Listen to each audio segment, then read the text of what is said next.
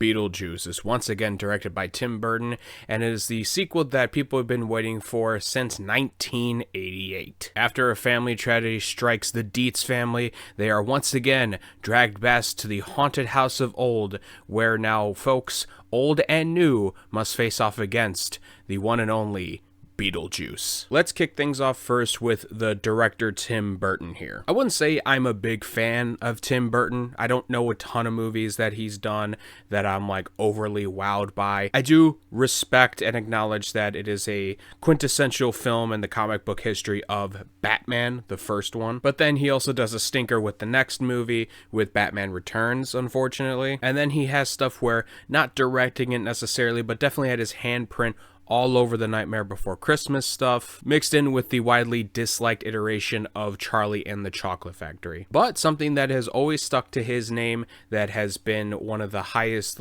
marks of his career really, is Beetlejuice. And for good reason, I believe, because the original film is really fun, and it is awesome to see Michael Keaton in the role being just batshit crazy, and the story is creepy and it's enjoyable. It's not too scary for most people, and it's also not too campy. It has a nice mix of both kind of versions, so it's not like Halloween, with Michael Myers, but then it's also not like something like Goosebumps with the Jack Black movie where it's kind of tame and, nothing much going on there. His art direction is back and is on full display here. You can tell this is a Tim Burton production without even a glance at this thing. So in those aspects, I really appreciate it. I also appreciated the fact that he went with the practical effects yet again for this film, because in a day and age where we are so CGI dependent, it seems like it was nice to see that the stop motion kind of claymation of certain things, and down to the costume designs and the sets, obviously, the setting of the movie in general is really awesome to see, and it is well done. Looking at the cast, we get a vast majority of the original cast members in the first movie coming back, mixed in with some new faces that shine just as bright. Michael Keaton, as stated earlier, reprises his role as Beetlejuice, and while the first movie kind of has him as a much more raunchy and just really insane character, he does take a bit of a step back in this movie. I don't see a ton of scenes like in the first movie where he turns behind his back and he makes a jerk off motion to them, and he's not cussing up a storm in the movie and all that sort of stuff, looking up girls' skirts. He's not doing stuff like that in this film, but he does keep a lot of that same tone from the first movie. Winona Ryder is back as Lydia Dietz. I will say there were points with her performance that I really thought were great and I liked, and it really was reminded me of the old movie. And then there were points in it where I was kind of like, ooh, I don't know if that was the best take that could have been done there. Maybe there was something that went wrong with here. There were highs and lows with her, but overall, I thought that she was pretty good. Catherine O'Hara also reprising her role as the stepmother in this film. She actually has a lot more to do than in the first movie, if I remember correctly.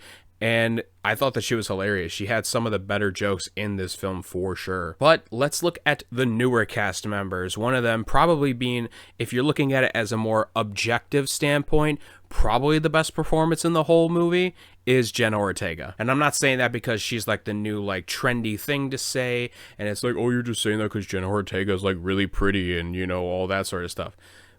Maybe I am a little bit, but anyway, regardless of all of that, she actually does bring in a really good performance. I found her extremely charismatic in the scenes as Lydia Dietz's daughter, and she shines. However, as a subjective sort of viewing, I will say that my personal favorite performance in this film, while the role is pretty minor in this, is Willem Dafoe. He's playing as this deceased actor who is the head security of the underworld that they're in, and so there's multiple times in the movie where he's staring at a mirror and trying to do different takes of dialogue that he's gonna say to people, which I found hilarious. And then there's also many moments in the movie where he has an assistant bring him coffee, which just made me laugh every single time I saw. Willem Dafoe, probably my MVP of the movie. With all the positives being said in this, I will start to get into a bit of the negatives, and trust me, there is a bit. For starters, the side characters in this film, outside of the ones that I just listed, are pretty disposable and pretty uninteresting, actually. Especially when it comes to Monica Bellucci,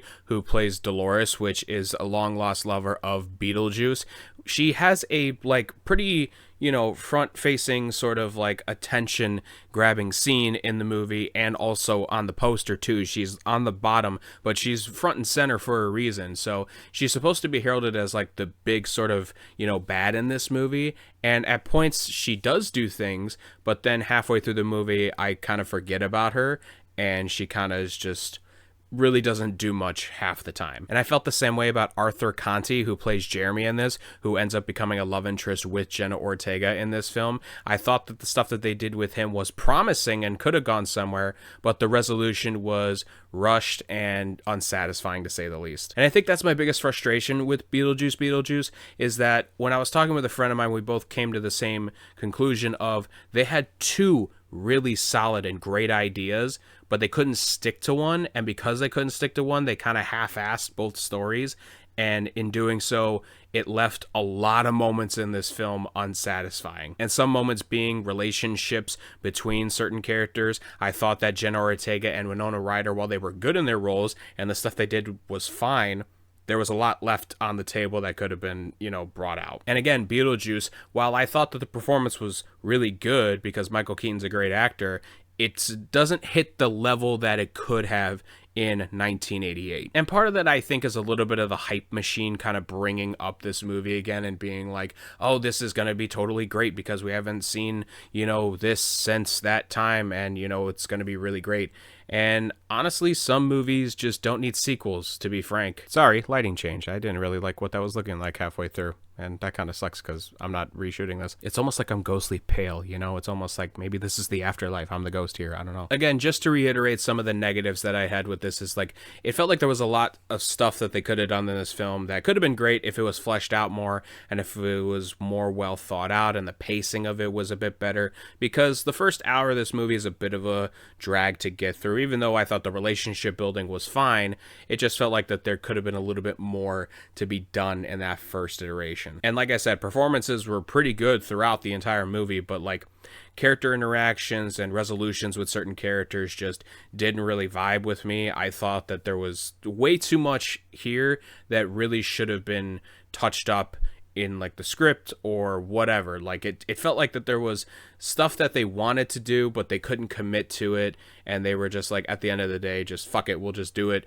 and people will come out to see it regardless. That's not to say that I didn't like this movie. I definitely did enjoy this movie. I didn't hate it while watching it. I found great enjoyment out of it. There's some great comedic moments. One of my favorite moments being when Michael Keaton is playing guitar and singing at Lydia Dietz while he's still in the model. And Bob is a very underrated character with a lot of comedic flair in this too, even without the ability to speak. So again, there are stuff in this movie, whether it's minuscule or, one of the major plot points that is there that is positive, but as an overall package, it kind of just falls in the average category for me. But the bigger question is this better than the original? And I do have to say, even after not seeing it for as long as I have, because I have seen the first one before, I still would probably prefer the first one over this one. It's not to say that, again, I don't like this film. I do think this film is fine in a good way, but probably something that I wouldn't be scrolling through and being oh, let's definitely watch this. I would probably much rather watch the original one first before coming back to this one, even if I did like some performances more than the original film. I'm going to give Beetlejuice 3 stars. Thank you guys so much for watching. Look forward to more reviews very soon. Be sure to hit all the socials down below where we talk about films on various different platforms, and I will talk to you all next time.